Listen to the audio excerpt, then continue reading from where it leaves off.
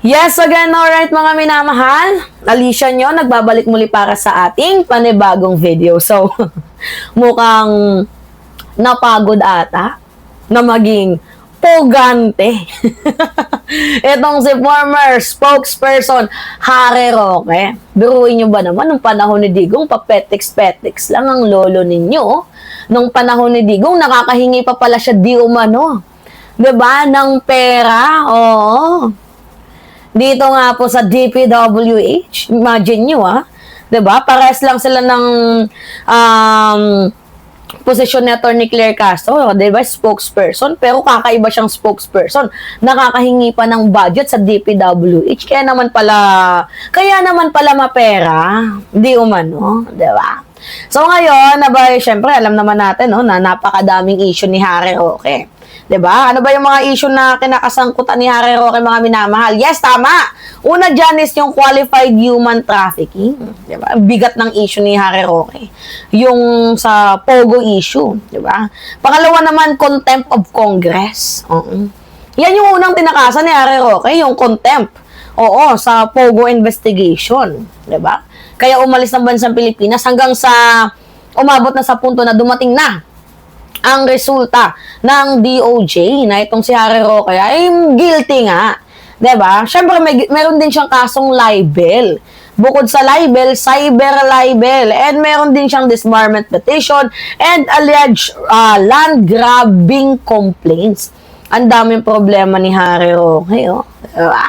Ngayon siguro dahil nga namumulubi na siya sa ibang bansa dahil palipat-lipat ng tahanan tapos na-cancela ng kanyang passport, abay parang nagmamakaawa na itong si lolo mo.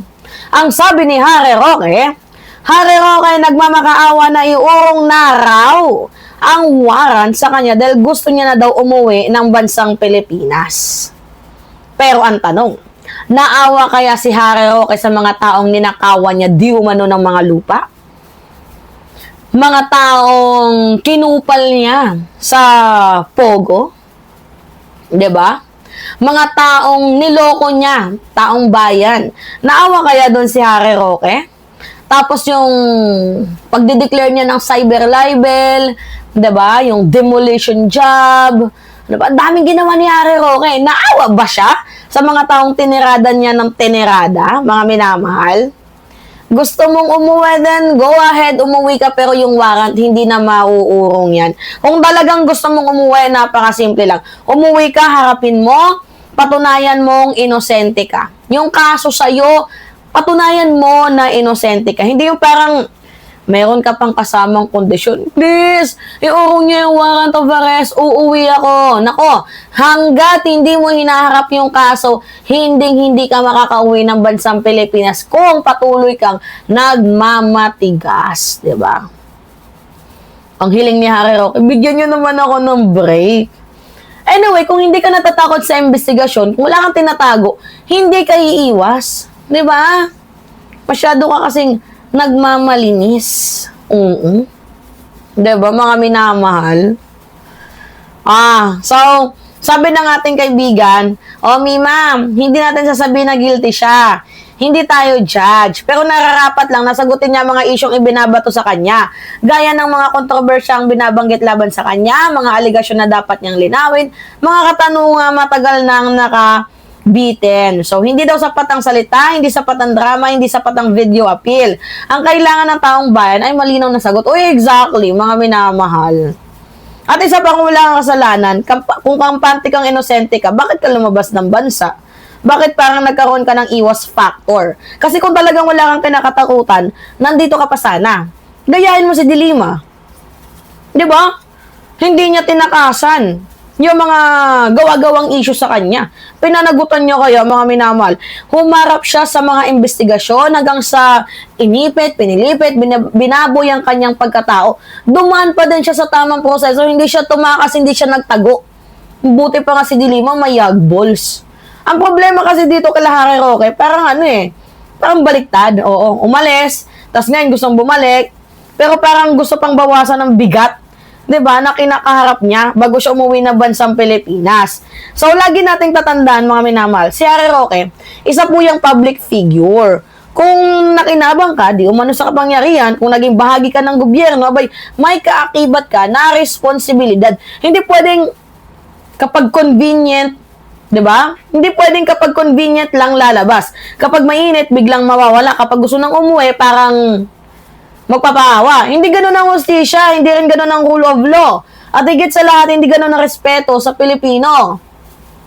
At nga tao kayo noon, diba? Mga minamahal. Nakakatawa na lang talaga, to be honest. Itong eksena ni Harry Roque, kasi parang naging pelikula na lang eh. Dati, lakas-lakasan, sobrang tapang, sobrang confident, diba? Meron pang mga emotional pleading ang atake, diba? Tapos ngayon, biglang nagmamakaawa. Hindi po komedyante, hindi po comedy, hindi script, diba? Ang usapan sa hustisya, mga minamahal. Idaan ka pa din kahit paano sa due process, pero sana maawa ka naman sa sarili mo. Kung talagang gusto mo makalaya, hindi ka magtatago. 'Di ba? May karapatan ka pa naman din dahil lahat tayo may karapatan, kahit pok-pok man 'yan, magnanakaw man 'yan. Merong karapatan 'yan.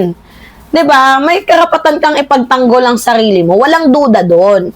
Pero yung due process, hindi yung sapat na dahilan para umiwas. Ang due process ay hinaharap, hindi po pinoprotektahan ng drama. Kung ikaw, Harry Roque, kung gusto mo talagang bumalik, then come home. Diba, harapin mo ang issue. Linawin mo ang mga aligasyon. Kung inisente ka, then prove it. Hindi lang sa salita, hindi sa drama, kundi sa proseso. Diba, mga minamahal, tas ngayon ang atake mo, paawa effect. Tapos yung warrant, gusto ko nang umuwi. Pagod ka na ba sa pagiging palaboy-laboy? Pagod ka na ba sa sistema ng buhay mo ngayon dyan? Diba? Nakakapagod din bang palipat-lipat ng bahay? Ang saya mo nung nandito ka sa Pilipinas. Nakaw ka lang ng nakaw, di umano sa kaba ng bayan. Kumukupal ka ba ng mga magsasaka? Diba? Pinapategi pa ninyo, di umano. Ngayon, may karma. Parang sa kakaagaw mo ng lupa, ang nangyari sa'yo, nawalan ka ng lupa. Diba masakit? So, kung ayaw mong gawin sa kapwa mo, 'di ba? Kung ayaw mong gawin sa'yo, huwag mong gawin sa kapwa mo. Yun eh. Pero wala. Huli na ang lahat. Pero hindi pa naman totally huli. Meron pa ding pagsisisi. Kaya habang maaga pa, magsisi ka na. Isiwalat mo na ang katotohanan. Di ba, palayain mo yung sarili mo sa kasinungalingan. Lumaban ka ng patas. Di ba? So, kaya mga minamahal, ano yung masasabi nyo dito? Alright. So, pahingi lang ako ng comments, likes, and share mga minamahal. And yes, don't forget to click the subscribe and always nyo pong i-hit ang notification bell para lagi kayong na-update sa mga video na ina-upload natin. Maraming salamat at ingat mga kababayan!